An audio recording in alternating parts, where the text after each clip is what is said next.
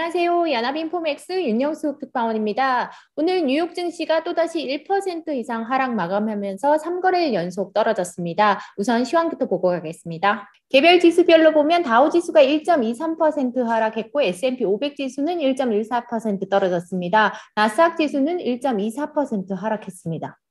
업종별로 보시면 금융주가 2% 가까이 하락했고 자재, 임의소비재, 산업, 기술 관련주가 모두 1% 이상 하락을 했습니다. 그리고 유틸리티와 필수소비재 관련주는 상승을 했습니다.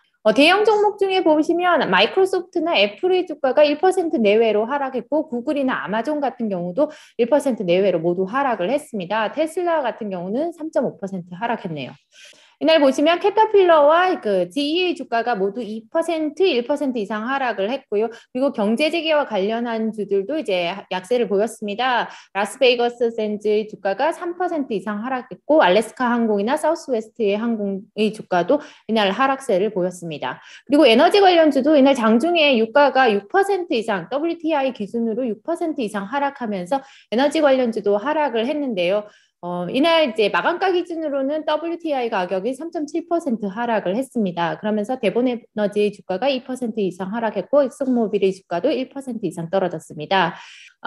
이날 금융주들도 2% 이상 하락을 했는데요. 10년물 국채금리가 장중에 1.40% 아래로 떨어졌습니다. 아무래도 오미크론 변이에 대한 우려가 커지면서 경기 침체 우려가 커지고 있는 것이 금리 하락의 이유로 꼽힙니다.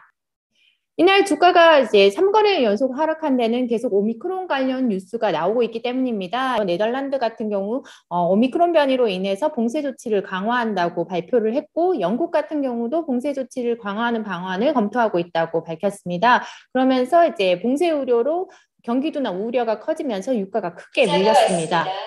그뿐만 아니라 이제 미국의 예산안인 이뿐만 아니라 사회복지 예산안의 그 통과 가능성도 희박해지면서 이날 또 주가가 하락을 했는데요. 민주당 상원의 조 맨친 의원이 사회복지 예산안에 대해서 일요일에 이 법안에 반대한다라는 인터뷰를 냈습니다. 그러면서 당초 연말까지 바이든 행정부가 이 법안을 통과시킬 계획이었는데 이게 의회에서 통과될 가능성이 이제 줄어들면서 주가도 하락을 했습니다. 민주당 소속 척 슈머 상원 원내대표는 이날 민주당 의원들의 보낸 서한에서 더 나은 미국 재건 법안을 내년 초에 표결에 붙일 것이라며 일이 마무리될 때까지 계속 표결할 것이라고 말했습니다. 하지만 조 맨친 민주당 상원 의원이 앞서 폭스뉴스와의 인터뷰에서 해당 법안의 반대의 뜻을 피력하면서 법안이 무산될 위기에 놓였습니다. 미국 상원은 50대 50으로 양분돼 있어 맨친 의원의 찬성표가 없으면 사실상 법안 통과가 불가능합니다. 악시오스 보도에 따르면 맨친 의원은 이날 한 라디오와의 인터뷰에서 자신이 법안에 반대한 데는 백악관 당국자가 도저히 용납할 수 없는 것을 끄집어냈기 때문이라고 이 때문에 법안에 반대했다고 말했습니다. 골드만삭스 같은 경우는 맨친 의원의 반대로 인해서 이 법안이 무산될 가능성이 커졌다면서 미국의 성장률 그러니까 내년 1분기에서 3분기까지 분기 성장률을 각각 다 내렸습니다. 1분기 같은 경우는 3%에서 2% 내렸고요. 그리고 그 이후 분기에 대한 성장률도 내렸습니다. 그러다 보니까 아무래도 또 미국의 성장도나 우려가 커지면서 주가가 하락을 했습니다. 오미크론과 관련한 이제 부정적인 뉴스가 계속 나오고 있는데요. 오늘 같은 경우는 워싱턴 DC 그러니까 미국의 수도죠. 수도에서 지금 비상사태를 선포를 했습니다. 이 비상사태 비상조치를 발표를 하면서 그 도시 전체에 실내 마스크 의무화 조치를 다시 강화를 했습니다. 뉴욕주도 비슷한 조치를 취했는데요. DC도 이 같은 조치를 발표를 했습니다. 그리고 이제 오늘 그동안 이제 주말 동안 계속 그 프로농구나 아니면 풋볼 관련 이제 경기가 취소됐다라는 소식이 나왔었는데 이날 같은 경우도 또 추가로 그 하키 리그 같은 경우도 또 취소가 됐다는 소식이 나왔습니다. 그리고 영국에서는 오미크론 관련해서 이제 영국 총리가 추가적인 조치 가능성을 이제 검토하고 있다라고 얘기하면서 봉쇄 조치 우려가 또다시 커졌고요. 영국은 이제 코로나 하루 확진자가 지금 뭐 그 두 번째로 높은 수준으로 나왔다고 합니다. 그리고 미국 같은 경우는 45개 주에서 이미 오미크론 확진자가 확인이 되고 있고요.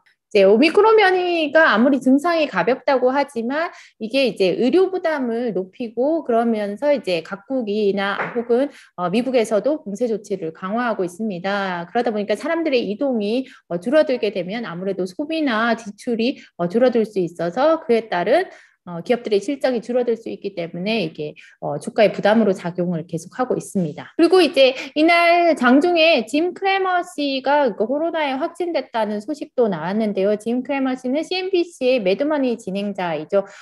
따로 투자 클럽도 운영하고 있는 걸로 아는데 이분이 자기가 코로나에 걸렸다라고 얘기를 하면서 그러면서 이제 집에서 재택근무를 하고 있다고 얘기를 했습니다. 멘트 하나 보고 가겠습니다. 롤트그룹의 짐 폴슨 전략가는 이렇게 얘기를 하고 있습니다. 이날 시장이 하락한 데는 아무래도 이제 불확실성이 있다. 불확실성이 커지고 있는데 그 불확실성이라는 것은 오미크론 급증으로 인해서 새로운 어떤 전면적인 경제 봉쇄 조치가 있을지를 둘러싼 불확실성이 다시 증가하고 있고 그리고 예상치 못한 그 바이든이 더 나은 재건, 그러니까 사회복지 예산안에 대한 어떤 예상치 못한 중단, 보류 이러한 것들이 시장에 부담을 주고 있고 또한 이날 그 S&P 500 지수가 50일 이평선 아래로 떨어졌습니다. 이걸 깬 것 등도 주가에 부담으로 작용하고 있다라고 설명을 하고 있습니다.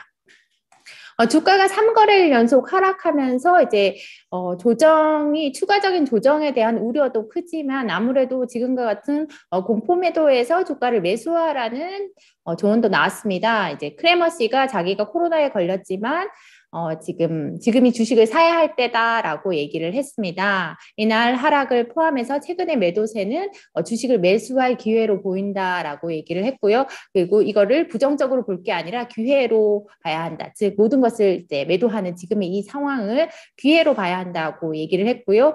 특히 지금 우울, 그러니까 시장이 이러한 우울감이나 불안이 너무나 뚜렷해서 사람들이 다른 쪽, 그러니까 이제 매도하는 그쪽을 취하길 원할지 모른다라고 얘기하면서 그렇지만 자기는 오늘 같은 경우도 쉐브론의 주식을 사들였다라고 얘기를 했습니다. 지금 주식을 매도하는 사람들보다 훨씬 더 자기는 낙관하고 있다라고 얘기를 하면서 패닉에 매도하는 사람들이 있지만 패닉에 매도하는 것을 자기는 좋아하지 않고 오히려 패닉에 매수하는 것을 좋아한다.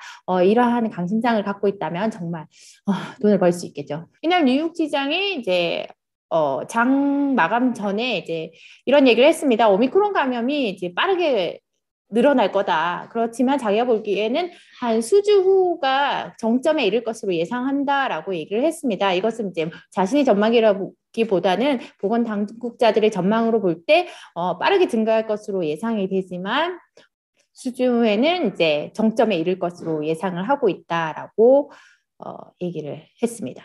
유럽연합 집행위원회가 미국 제약사 노바백스가 개발한 코로나 백신의 조건부 판매를 승인했습니다. EU 집행위원회는 유럽의약품청이 이날 노바백스의 백신의 조건부 판매 승인을 권고한 지 몇 시간 만에 회원국들의 지지를 토대로 공식 승인 결정을 내렸습니다. 이로써 EU가 승인한 백신은 화이자, 모더나, 아스트라제네카, 얀센에 이어 노바백스 백신까지 5개 회사 제품으로 늘어났습니다.